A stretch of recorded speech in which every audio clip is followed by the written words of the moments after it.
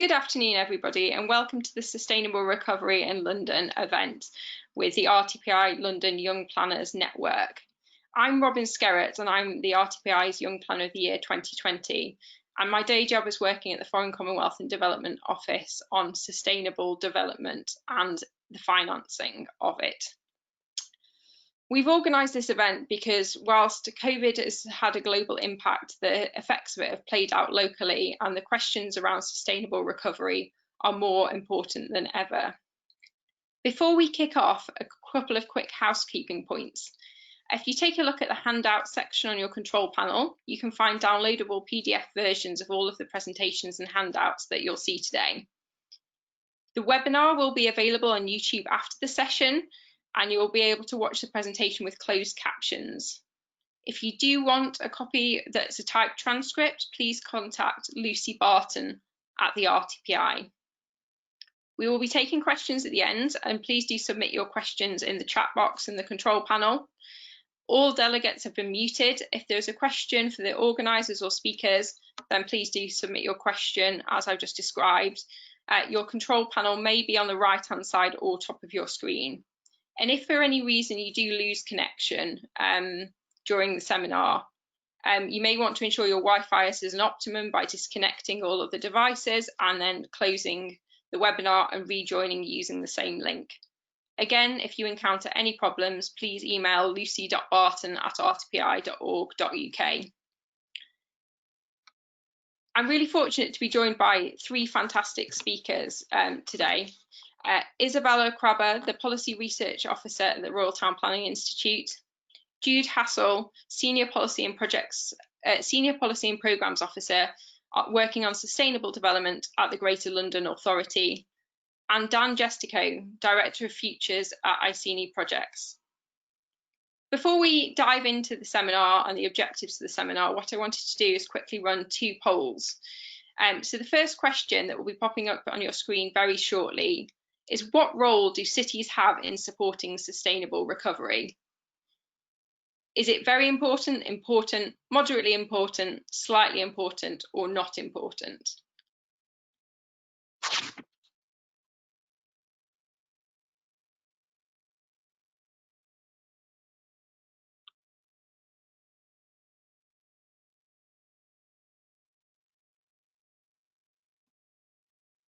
It's probably about 10 more seconds to answer those questions.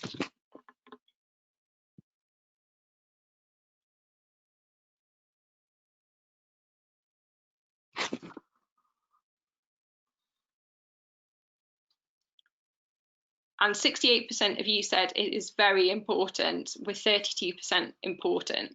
Well, you've come to the right seminar today. Brilliant, thank you. And then the second poll we're going to run very quickly by way of context is, what do you think is the most important dimension of London's sustainable recovery? And this is going to be a tough one to choose. Is it economic, is it environmental, or is it social?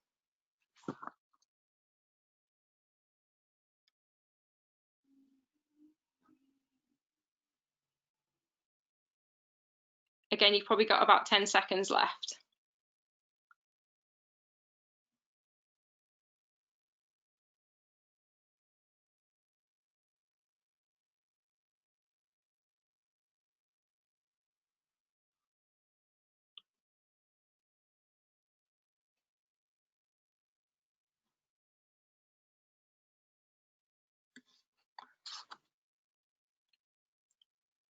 And Lucy, do we have the answers in on that question? They should be on the screen now. I'm afraid I can't see them. Could you briefly just talk me through them? We've got 32% on economic, 32% on environmental, and 37% on social. Fantastic. Interesting. That's a real mix across the three. So lots of topics, lots of chance to dive into those and why you've selected those answers in more detail during the seminar and during the Q&A at the end. So what is the objectives of today's session? Well, I think the first thing to say is that many leaps in the English planning system have happened as a result of crisis. and COVID-19 has had a wide range of primary and secondary impacts that have reconfigured how London operates. I think the key thing to say is that planners have a vital role in supporting sustainable, resilient and inclusive recovery from COVID-19. While today's event will focus primarily on London, COVID has dramatically impacted on cities around the world, and I think there's a real opportunity to learn from elsewhere too. This is something of particular interest to me, working in international policy and issues. The session today will explore what sustainable recovery looks like for London, and how planners and the built environment profession can support its delivery. What will London look like in 2030 if we get sustainable recovery right? And what are the risks if we don't achieve it? You'll leave today's session inspired with lots of practical actions of things you can do to take forward some of the themes and issues that we've discussed today. Without further ado, I want to introduce our first speaker. Isabella Krabbe is a Policy Research Officer at the Royal Town Planning Institute. Isabella is going to give us an introduction to what sustainable recovery is, the potential of planning and supporting it, and what needs to change and what we should all do. Over to Isabella. Great, thank you very much for that introduction, Robyn, and thanks everybody for joining this webinar today. So as Robyn said, I'm the research officer at the RTPI, and I am also a young planner, so I'm probably in quite a similar career stage to a lot of you dialing in today. So my presentation is going to just give you a brief introduction to what a sustainable recovery actually is and what we mean when we say that, and how planning can help meet this challenge with reference to some of the policy and research work that we're doing at the RTPI. So firstly, what is a sustainable recovery? So as Robyn mentioned in her introduction, during an emergency or major shock such as the coronavirus pandemic, decision makers quite often focus on immediate actions that we can take to tackle the threat at the expense of longer term sustainable development goals. So in the case of coronavirus, this has been, the shift to working from home, and the closure of retail and bars, and the postponement of a lot of major conferences and events, for example, COP26 that was due to be held in Glasgow in November. However, these moments of crisis also present real opportunities for positive change, and there's a growing movement around the world that is calling on government to plan for recovery from COVID-19 in a way that meets long-term economic, social and environmental objectives. This sentiment in England and the US is reflected under this catchphrase of Build Back Better. So you've got Boris there and Biden as well. And it's been used by political leaders as campaign slogans, and it's also been picked up by industry as a way to lobby government for this sustainable recovery. We did a bit of work at the RTPI called Plan the World We Need, where we looked at what the kind of key elements of a sustainable recovery would be and how planning could meet those elements. And common themes which emerged from the research were that this sustainable recovery needs to be sustainable, inclusive and resilient and green, which means it's accelerating progress towards net zero emissions, future-proofing our environment against shocks, and creating healthy and equitable places while supporting the most vulnerable in society. And this has huge implications for how we think about the built environment and the future of how we plan our cities. So coronavirus has exposed at both underlying inequalities, but it's also offered us a glimpse at what alternative ways of living might look like. So on one hand, the pandemic has highlighted existing neighbourhood inequalities and the impact that, overcrowded housing or lack of green space can have both on the infection rates from COVID, but also your general health and well-being. It's much nicer to be quarantining in a big house with a garden than it is in a cramped little room in London somewhere. So the London Borough of Newham, where 78% of residents are BAME, experience some of the highest levels of infection rates, and this can be linked to the fact that there's also very high levels of multiple deprivation in this borough. whereas boroughs like Kensington and Chelsea, which are one of the most affluent boroughs in London, had also one of the lowest infection rates. So the pandemic has raised these questions of our cities to be able to cope with shocks and the resilience of our cities, not just to the pandemic, but also to things like climate change. So there's a photo there of the recent wildfires in California. And the pandemic's also shone a spotlight on the impact of the destruction of nature, both in terms of biodiversity loss, but also in terms of unleashing diseases. So the shift to home working and the focus on active travel necessitated by the pandemic has, however, offered us a glimpse into what a world with reduced emissions and better air quality could look like. And it's this combination of highlighting inequality and showing us what a world with reduced emissions would look like that has garnered this public support for a green recovery, which fights climate change, improves biodiversity, at the same time as tackling poverty and inequality. And this holistic approach that we need to a sustainable recovery places town planning as a key driver and enabler of the recovery.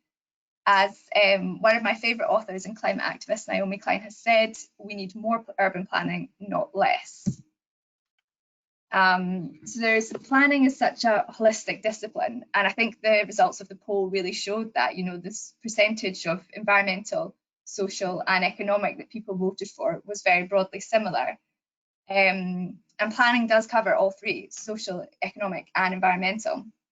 Planning has the ability to deliver safe, affordable and high quality homes, provide access to green spaces in cities, set ambitious standards for energy efficient buildings. It can coordinate the investment into the essential infrastructure that we need for the recovery.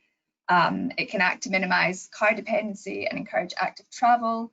And it can also identify locations for low carbon infrastructure, like the solar park at the bottom of the screen there. And the purpose of planning really is to deliver sustainable development. And this is written in as a cornerstone of the National Planning Policy Framework, which sets out this presumption in favour of sustainable development. And the NPPF also includes the famous Brundtland definition of sustainable development, which was coined in 1987, which is sustainable development is meeting the needs of the present without compromising the ability of future generations to meet their own needs. So key to achieving these sustainable development outcomes is planning's ability to be able to bring together multiple stakeholders around one table. So it can speak to business groups, technical experts, infrastructure providers and local communities, and arrive at sustainable development solutions through this kind of discussion and collaboration that happens in the development application. However, as you'll probably know, all these different groups also have competing priorities for what they think is the most sustainable outcome and the most beneficial outcome to them. So this kind of negotiation which happens in the planning sphere can also impede achieving the best outcomes for people and for the environment. But a good way to be able to centre our decision making and focus our decision making is to think of it through this lens of climate justice, which looks at both tackling climate change and also inequality at the same time. As planners, we really need to consider how and why inequality exists in our places and how the decisions that we make as planners can act to reinforce that already existing inequality. So we did a bit of research at the RTPI called 5 Reasons for Climate Justice in Spatial Planning. And I've put them up on the screen there so you can see the importance of considering this when we're making decisions about development. We need to target vulnerable communities during the green recovery and maximise the co-benefits that climate adaptation and mitigation measures as part of a green recovery can have. So these co-benefits include creating green jobs in areas of high unemployment, tackling fuel poverty, and also improving general health and well-being. So at the RTPI, we have put together this toolkit to help planners in their decision-making on climate adaptation and mitigation and help them understand the co-benefits of their decisions.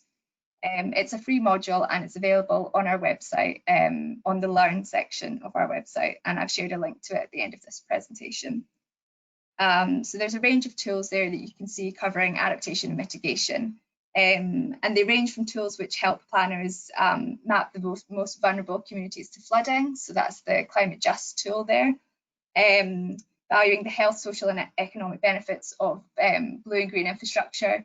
So of, you know, rivers and like fountains and water running through cities, and then also the green infrastructure. So that's anything from parks to doorstep green infrastructure. And there's also a tool there which is really useful for councils in coming up with their own carbon budget for an area. So the Committee on Climate Change has recommended a carbon budget for the whole of the UK, but this tool helps councils understand that carbon budget in terms of their own local authority area. So some of the tools do have a climate justice element, which you can see there, which helps planners identify how these policies can help the most vulnerable.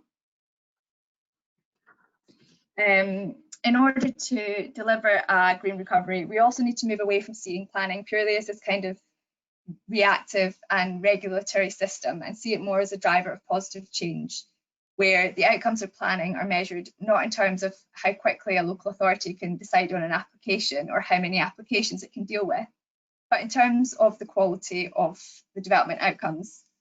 So we recently worked with a consultancy actually based in Scotland called Kevin Murray Associates, where we produced this piece of work called Measuring Planning Outcomes. And it considers how local authorities can measure the outcomes of their planning decisions in order to improve the impact of planning. So there's a research paper and there's a toolkit and an accompanying handbook as well. The image there shows how the different planning themes can be mapped against various sustainable development goals. So they're quite hard to see actually, these goals, because they're quite small, but if you take out engagement and services, so that's all about, you know, involving stakeholders and local communities in the planning process. And under that, you can map SDG 5, which is gender equality, SDG 10, which is reduced inequalities, SDG 16, which is peace, justice, and strong institutions, and SDG 17, which is partnerships for achieving these goals. So you can see how these sustainable development goals match quite well with our idea in planning of inclusive engagement with diverse sections of the population. So key policies that can be measured with this toolkit include council policies on design, on water quality, on connected green places, on the reuse of buildings, on town centre regeneration and walkable neighbourhoods. And I've also shared a link to this handbook that can be used. It's, you can see it in an Excel spreadsheet, and it is quite user friendly. I've shared a link to that at the end of my presentation for anyone interested in that. Of course, in order for us to be able to deliver on these outcomes, planning needs to have the resources and the skills to do this.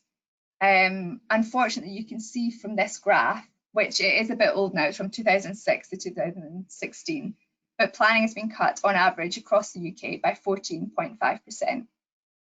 Interestingly, London has seen the smallest cuts, that's been 1.4%, compared to some areas of the northeast of England, which have faced, and northwest, which have faced between 20 and 30% of cuts to planning services and local authorities. But even though London has experienced the smallest amount of cuts, we need to look at it as a whole, because the planning system across the UK needs to be resourced to deliver these equitable, sustainable outcomes.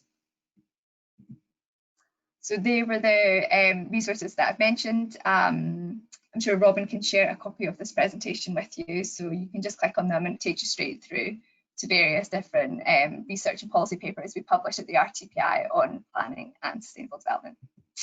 Thank you very much. Isabella, thank you so much. Really helpful scene setter and provided really useful context on what sustainable recovery is and the dimensions of sustainable recovery that the Royal Town Planning Institute is thinking about. There's a really nice segue into the next presentation, which is from Jude Hassall. As mentioned, she's a Senior Policy and Projects Officer working on sustainable development at the Greater London Authority.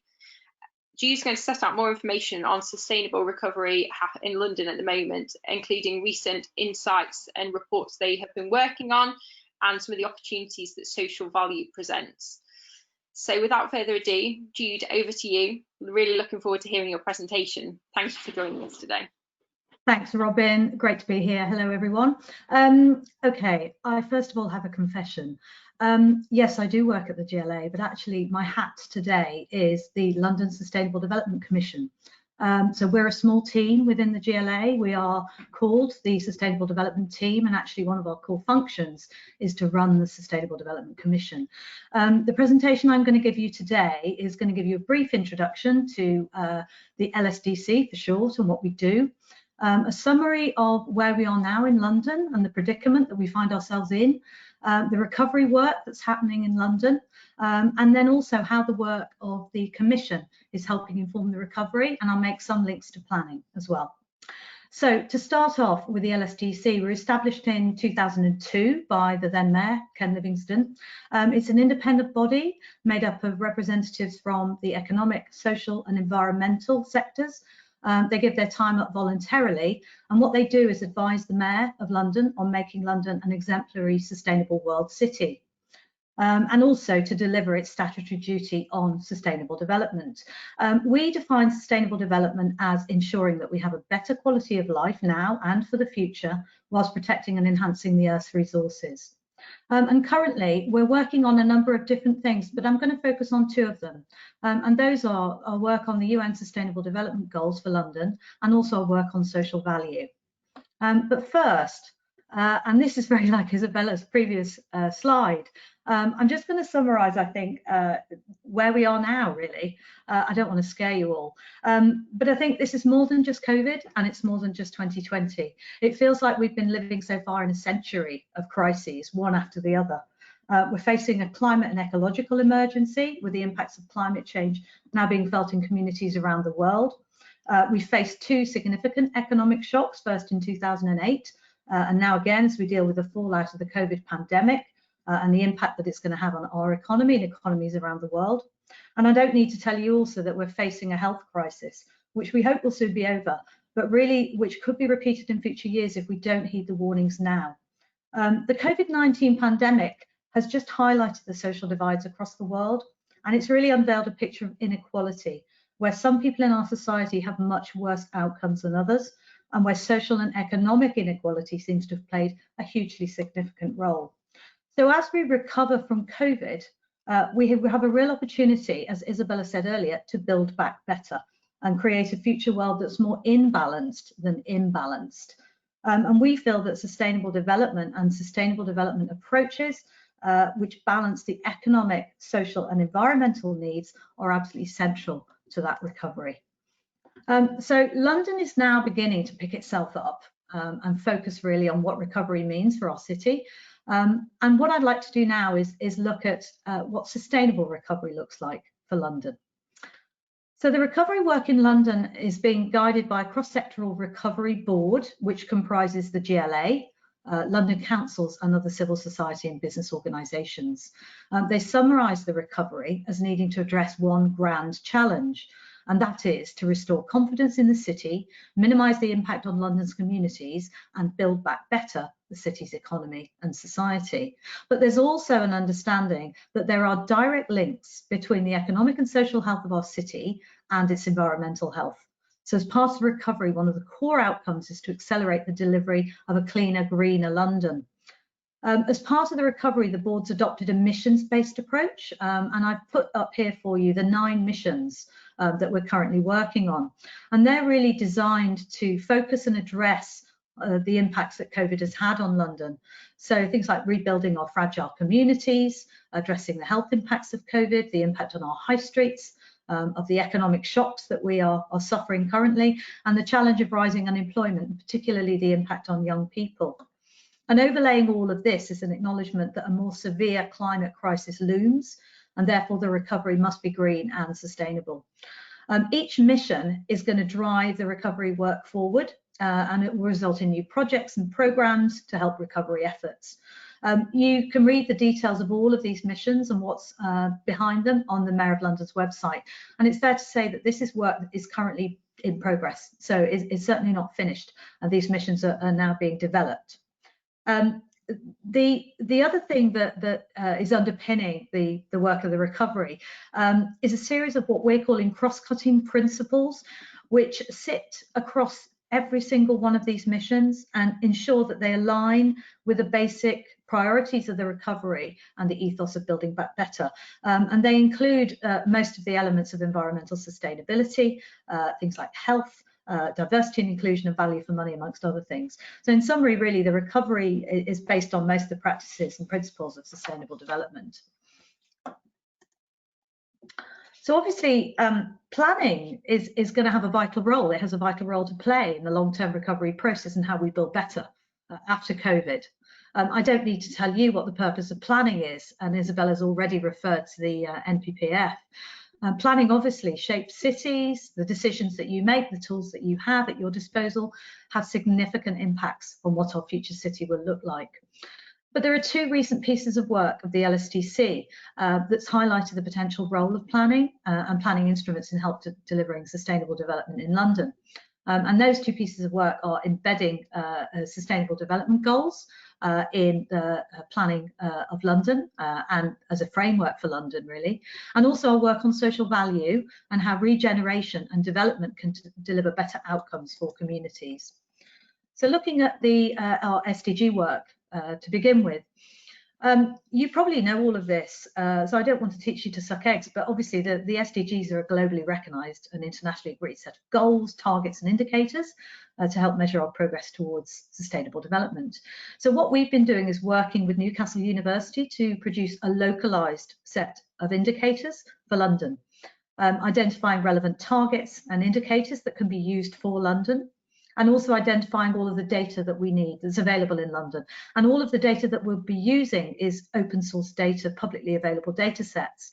We'll be publishing this localised indicator set for London in the new year. We've also published an insights paper earlier this year, which I believe will be available after the webinar for you to have a look at. It highlighted 3 examples of how you can use the SDGs to understand the co-benefits of particular policies. And we looked at 3 areas. Firstly, retrofit. Secondly, access to urban green space, and thirdly, finance and green finance in particular. So the potential for the Sustainable Development Goals in London is really broad. The framework is extraordinarily comprehensive, as we've seen, and the indicators are being used for us anyway to produce a set of holistic objectives to evaluate environmental, social and economic performance and help take decisions on policy and investment going forward. And also it's worth mentioning that there is a leave no one behind focus of the SDG process, which means that the priority is placed on those marginalised communities most in need, and it also promotes more participation in local democratic processes. The way that we're using the SDGs at the moment, or rather the GLA is using the SDGs at the moment, is working with the team at the Royal Docks, who are working on using the SDGs as part of their opportunity area planning framework. So they're using the goals to help develop a set of objectives which they're embedding into that local framework. The second piece of work that I wanted to look at today was the social value work. I've got some really scary research that we were made aware of, and this is from Grosvenor Estates. And it's recent research into public trust in large-scale development in the UK. And the findings are really challenging. Only 2% of the population trust developers, and only 7% trust local authorities in the development process. And one of the findings was that people who interacted with the planning system were more likely to believe that large-scale development has had a negative impact on their area. So something's going really badly wrong with how we develop and regenerate our cities and our country. So our work is focused on this question at the top of the slide. So how can the regeneration and development of London work better for our communities? The work began around 18 months ago, but as work's progressed, we've realised actually that the challenges that have emerged from COVID, social value could really help address some of those challenges. We've also drafted an insights paper, which is going to be out soon after Christmas.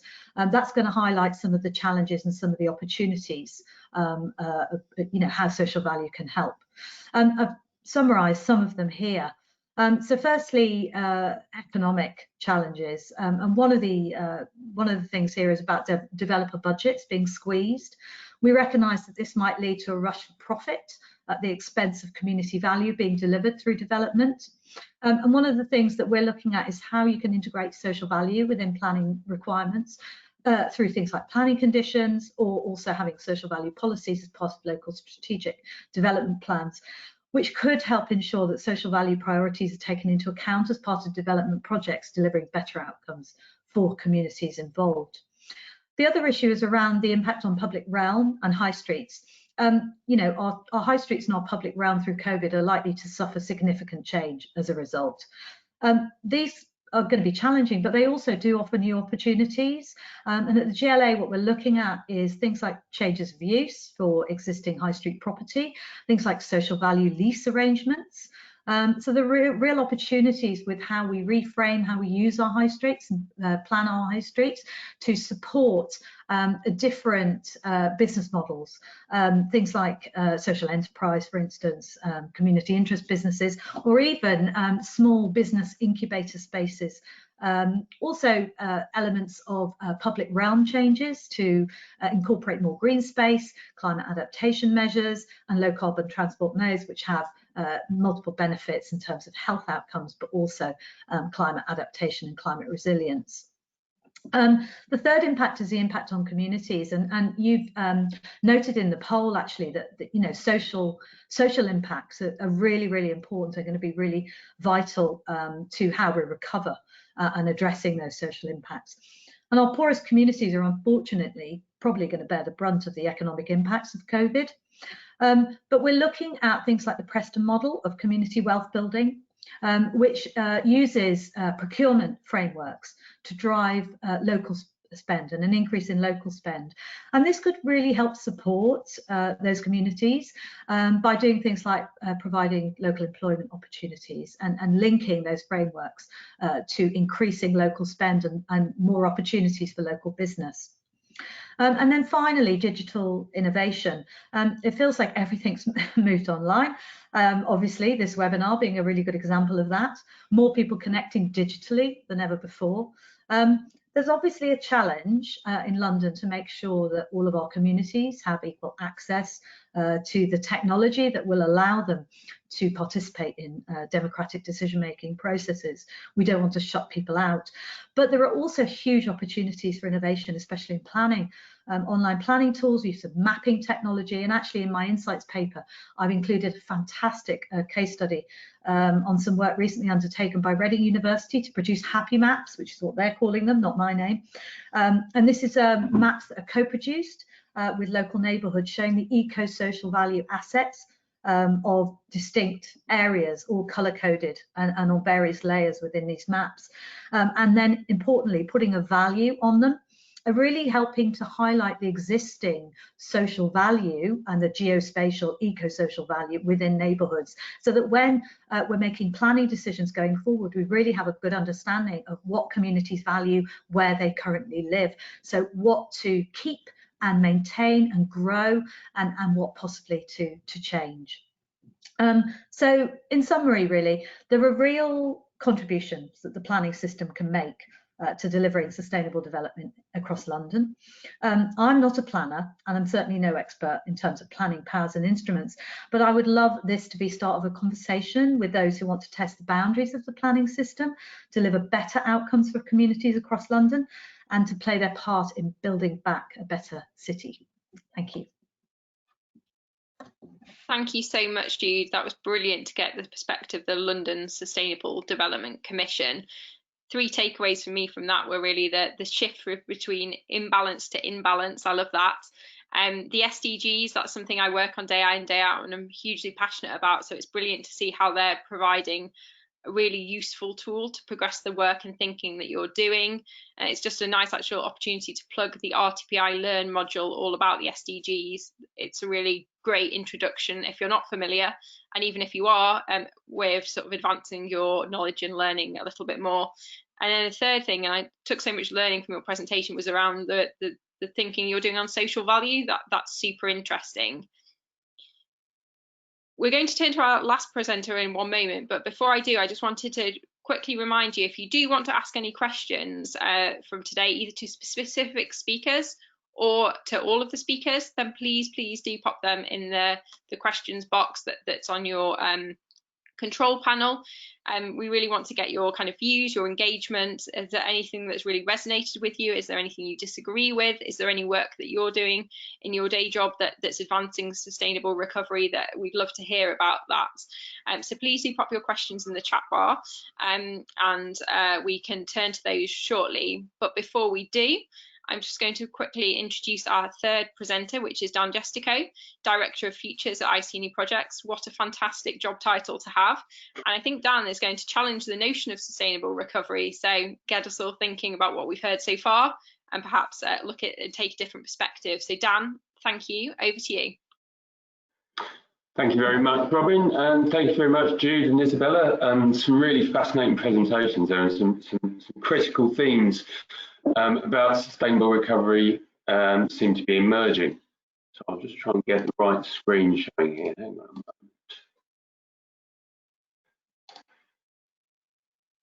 I think that should have it. Yes, thank you for that introduction. My name's Jestico, I'm Director of Futures at Iceni Projects. For those of you who don't know Iceni, we do all sorts of things. We do planning, we do sustainability, we do transport, we do engagement. I'm not a planner either, but I'm fortunate enough to work with some really talented planners, so I can really kind of see the impact that planning can have on the built environment. So let's start asking some questions. Do we want to return to business as normal as part of the sustainable recovery? Business as usual wasn't great. We were making some progress against our climate goals, but as this graph showed you from Climate Action Tracker, we were still off target from trying to meet the 1.5 or even 2 degrees Celsius temperature rises by the end of the century. As a raft of recent policies have come in, we've managed to get that down to about 2.1 degrees if you're going to be optimistic.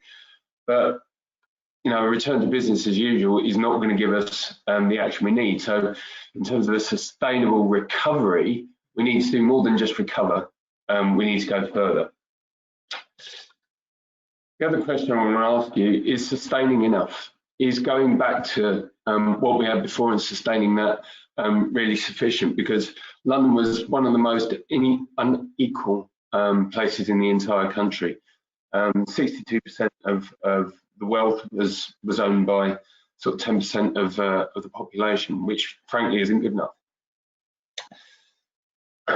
And obviously, as we kind of recover, as we try and build our way out of this, the increased awareness of our work puts our profession in the spotlight. And we can see from this graph that again, far larger proportions of Londoners are in poverty when compared with the rest of the country. So it shows you that not just do we have work to do across the country to recover, but actually within London itself, we've got a lot more work to do to address inequality as well as sort of global climate change issues. And the idea of us being able to build back better, this is a screenshot from the London Evening Standard website from just earlier this week. We're trying to build back better. People are putting in bike lanes, low traffic neighbourhoods and that sort of things, but actually at the same time they're being ripped out. So whilst we're talking about building back better, these things are happening this week. You know, we really need to kind of get a handle on what building back better actually means with a bit of long-term view and political strength to make sure that initiatives just like something simple like bike lanes aren't ripped out, you know, due to local pressure. So some of the short-term impacts that have been apparent as a result of COVID in London is certainly that those with the means are choosing to escape London. They've basically decided that the density of London isn't for them. They don't need to be in the city centre anymore. They're escaping to the suburbs with a nice garden, access to green space, and somewhere, a spare room to work. As a result of this, large detached houses in London have gone up by, the price of them has gone up by 10% during the pandemic. At the same time, the price of flats has fallen by 0.2%. And that really highlights where sort of people are choosing to kind of go as a result of COVID. And there's also obviously a massive increase in the awareness of our health and well-being. And again, that really sort of shines a light on some of the negative health impacts and inequalities that we're seeing in different communities.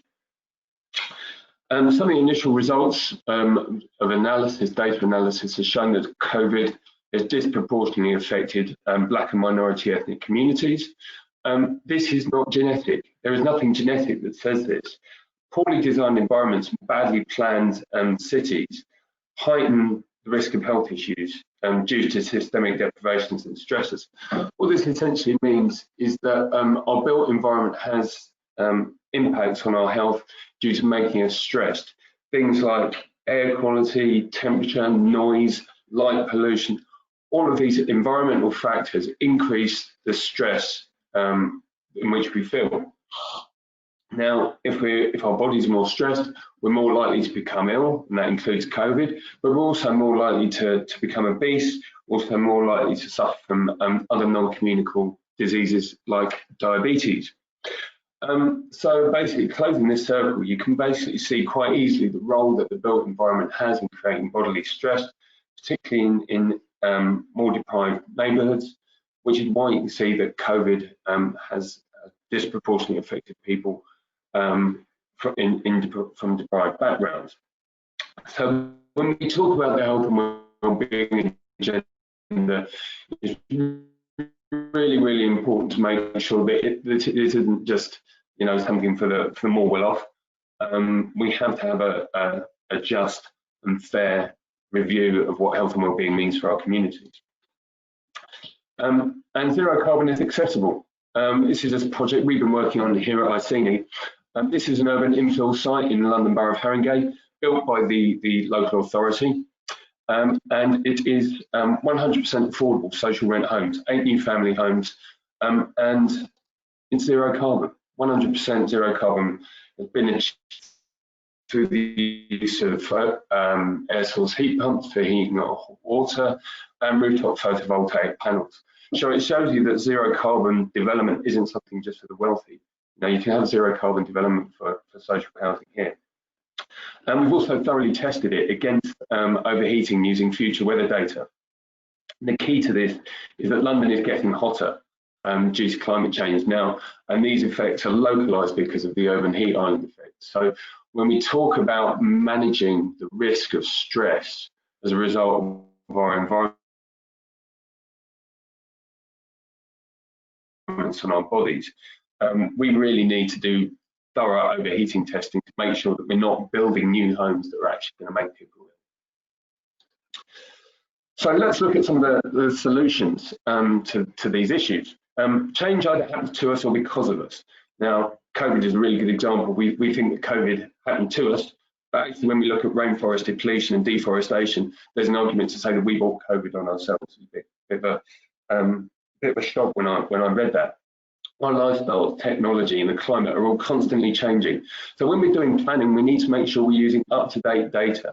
I know that Jude's colleagues at the GLA are working on huge amounts of data gathering and data collection to make sure that we can make up-to-date decisions based on the latest data.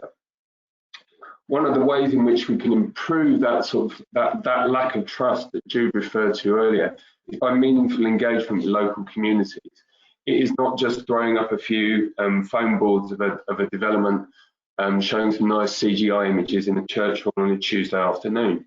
It's knocking on people's doors. It's finding out what people think. It's using new forms of engagement, such as through Facebook and WhatsApp, to get people's feedback on what development means, and then sticking to your promises. Don't promise some things and then take them away, because that really does erode trust in developers. You've got to be adaptable and flexible. As we know, things are sort of constantly changing. If our developments can't adapt to change, then they're going to become obsolete pretty quickly. And what that means in practice is running what-if scenarios and sensitivity analysis to see what happens if transport, working or shopping patterns change, to see if your development is still fit for purpose. Finally, something I would encourage everyone to do is more monitoring and feedback, learning from your lessons, not just what went well, but also what went badly. We want to share those lessons with the wider communities. And something I've been mulling over recently through my engagement with my colleagues is what the future of the planner looks like. It's clear that we need more specialists in data and analytics, in social value and economics. We need people who can handle numbers and aren't afraid to get involved in data and planning using very strong evidence bases. As a tool to help the planners of the future, we at Iceni have helped to develop the Sustainable Development Scorecard. Now, this is a free website, it's free to use, and it helps you interpret the 3 pillars of sustainable development through the built environment. So if you go onto this website, have a look at it, and it basically guides you and helps you ingrain sustainable development principles in new development and helps you assess how development performs against those principles that are enshrined in the NPPF, that both Jude and Isabella mentioned. So what does London look like in 2030 and beyond? Well, I think we just need to ask ourselves the questions now of why we live in big cities. Are the reasons economic? Are we there for work? Are they social reasons? Are we there to build communities and to socialise? And we then need to ask ourselves what we want London to look like. We want it to be fair. We want it to be ready for the net zero carbon economy. We want to be digitally connected. We want to be flexible so we can accommodate to these changes in future. And I bet we all want it to be a lot more social, so we can actually see people in 3 dimensions in future. I'm going to leave you with this slide. When I was sort of pulling these slides together, I sort of reflected on one of the things I really like about London. And every different colour on this map represents parts of London's population from a different country of birth. And every colour is a different country. And it just, when you look at that, it shows you just how wonderfully diverse London is as a city in terms of its culture and occupants. And I think we really need to kind of focus on that diversity and be more open as we recover from COVID. That's pretty much it for me. Thank you very much. Hand you back to Robyn now. Thank you, Dan, and that was brilliant to get a different perspective and really challenge us on what sustainable recovery means and how we go beyond business as usual. I also really enjoyed the slide about the future of planners and what that may mean. Hopefully that's prompted some thinking and reflections from audience members. If you do have any questions, please do pop them in the chat bar where Lucy has posted, and we will seek to take them. Really keen to hear from you. Take your feedback, anything that surprised you about today's presentations, anything that's got you thinking. It'd be wonderful to hear comments or questions in the chat bar, please. But the first one to get the panel thinking is, what do you think is the biggest challenge to delivering sustainable recovery in London? Jude, I'm going to turn to you first, if that's okay. That's absolutely fine. Biggest challenge. So I've been thinking about this. And every conversation I seem to have with anyone involved in the recovery in London always comes down to finance. And I say finance rather than funding, because I think there's an acknowledgement that the task ahead is absolutely huge. And that if we are going to be successful in, for instance, decarbonising London as one of our challenges, in terms of sustainable development, then we're going to need to mobilise massive amounts of finance. And I think there's a real challenge of working with investors and funders, and also merging together public and private finance effectively to rise to that challenge. So I think it's about yeah, that's the biggest challenge, is finance, and actually engaging with the financial community and getting them to work with us to deliver sustainable development in London and across the UK, obviously. Thanks, Jude. I can definitely resonate with that issue. My job title is actually the Sustainable Development of Financing, so the two really do go hand in hand. Isabella, any reflections from the RTPI's perspective? Yeah, well, I guess this is from the RTPI's perspective, but also from my own perspective. So before I joined the RTPI, I worked in community engagement. And I think one of the big challenges in delivering sustainable development is that, you know, the changes that we need, especially to achieve net zero and also to adapt to the effects of climate change, is going to require a massive retrofit of our built environment. And Dan kind of suggested it in his presentation with that bike lane. You know, that's just one example, that's one bike lane, and there has been sort of controversy over it and it's been taken out. So I think one of the big challenges is being able to communicate to people that, you know, this change is really required, and yeah, have them kind of buy into it and cooperate with us to make the changes, and also to engage people and get their views. So it's not a kind of top down, us coming in as planners and professionals making these changes, but it's a kind of co-production of the design of what the changes are going to be. And I saw quite an interesting statistic the other day. So the white paper in England looks to front load engagement on our local plans, but it's going to be a huge challenge because I think only 80% of the people surveyed in this poll had ever engaged with a local plan. So it's a big challenge. Really important points, Isabella. And Dan, what do you think in terms of the biggest challenge to delivering sustainable recovery in London? Thanks. Yeah, I was going to say something quite controversial, but Isabella got there first. I was going to say the biggest challenge is people, because you know we've seen the fury over low traffic neighbourhoods in London. You know, basically these ideas were brought in to make people's streets around residential areas safer, stop peak drivers rat running through them, and there's been a huge backlash. Well, an alleged backlash against these things, and certain local authorities are taking them out. So if you don't bring people with you on the journey, then you'll find that they quickly can turn against you, which is why, as Isabella pointed out, you need to get engaged early, you need to start having a conversation, you need to bring people with you, and you need to basically demonstrate that the interventions you're implementing are going to lead to a better quality of life than the current. Otherwise, how are you going to encourage people to support you unless you can show how these things are going to improve people's lives? And that goes for development, low traffic neighbours, bike lanes, anything like that. If you can demonstrate an improvement in people's quality of life, then they'll support it. Thanks, Dan. Well, I think those answers really set out some of the challenges, and I think sometimes it can feel quite overwhelming where to start on this sustainable recovery journey. It'd be really interesting to get your thoughts on what practical action should planners take first, where to start on this journey, given all of the challenges and opportunities set out. I'm not sure who would like to take this one first. Perhaps Isabella?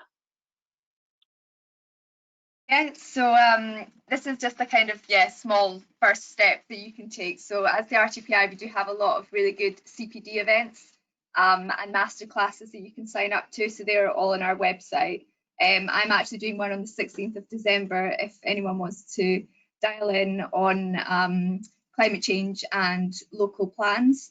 So I'll be discussing more the kind of implications of the white paper for climate change, and there's also going to be a couple of case studies from local authorities on what they're doing to kind of make sure that their local plans align with localised carbon budgets. So that should be quite interesting. And also about, you know, developing your skills as a planner. So one that I can think of is around digital engagement. That's going to be a big thing, using digital technology to engage people. So a knowledge of how to be able to use digital technology and be a mediator of that technology, and, you know, make sure that people understand how to actually use the technology.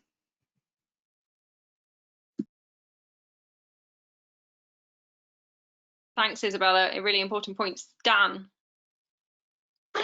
Yeah, so I mean, the first steps you can do is surround yourself with experts, experts in sort of other disciplines other than planning. You know, there's people who are passionate about the built environment, who know loads about transport, about heritage, about engagement, about sustainability and climate change. If you get all those people in a room working together, instead of off on their own working in little silos, then you find that you get much better outcomes, because everyone starts talking. You can put a face and a name to the face of the people you're working with. You can pick up the phone, and it's a lot easier to communicate if you all start working together rather than isolating yourself in silos. So yeah, get involved with the experts early on. Brilliant top tips here. And Jude, really good to hear your reflections on this question. So practical actions people can take, particularly maybe for people starting out in their career. Thoughts from you would be greatly received. Well, I mean, I'd echo Isabella and Dan. So for people starting out in their career, you know, it's take the training that's available and take the you know, opportunities to learn more and to develop skills, and also, yeah, listen to experts and surround yourself with experts and collaborate within your organisation. So perhaps push the envelope on that a bit, and you know, I think that's incredibly powerful thing to do. The other thing I would say is that get involved in some of the work that's going on in London at the moment. So I'm involved in quite a lot of the social value work that's happening, and it's a really fast moving field. It's not well understood. It's a really sticky issue that you know, a lot of people are really grappling with. And I'm on the social value task force for the UK Green Buildings Council, and we haven't got any planners on there at all, and they're desperate for planners to engage with the process. And you know, I can also, you know, reel off numerous other task forces and advisory groups and things that it would be great to get planners involved in that, because that's the expertise we need. So get involved. Thanks, Jude. That's really helpful. Brilliant suggestions. We've had a question in from an audience member, and it might need to be the last one because I'm conscious we only have about 3 minutes left. But it recognises that sustainability is incredibly important to everyone, but at times it can feel dispiriting that local initiatives or plans or strategies quickly seem to descend in kind of different views and opinions and squabbles, which kind of turns people off. So really good to hear the panel's thoughts on that question and how you kind of try to cut through some of that and carve a path towards sustainable recovery. Dan, great to hear your thoughts on that one. Yeah, thanks. I mean, yes, you do get sustainability issues kicked around like a bit of a political football, which is always a shame to see. The other sort of frightening issue is the short-termist nature of politics when it comes to climate change. You know, when you have sort of 5-year government, local and national government cycles, is it any wonder that everyone seems keen to kick it down the road rather than deal with it? So yes, I sort of share your frustration, but we are coming around to the idea. Sustainability and climate change issues are universally recognised as being global challenges that we have to deal with now, by all parties. So, you know, I think dealing with certainly the climate change elements of policy is turning into more of a cross-party consensus. But yes, I do share your frustration when these sort of things happen, and it's just the nature of democracy, unfortunately. Thanks, Dan. And Isabella, you obviously picked up previously on the role of importance of engagement. Any thoughts on this question? Yeah, well, definitely. I mean, as Dan said, it's the nature of democracy, but it's also in a way the nature of planning, just because planning is a discipline that involves so many different stakeholders, and it tries to balance the economic, social and environmental outcomes, but it can't always do this with all the different actors that are involved. I do think that policy can be your friend in this case, so robust and ambitious policies that are at a government level and also locally written into local plans are a great tool when you're negotiating for more sustainable outcomes. And also arming yourself with a deeper knowledge of the kind of sustainability and climate elements of policy as a planner is really useful when you're negotiating as well. Brilliant. And last but not least, Jude, any thoughts from you?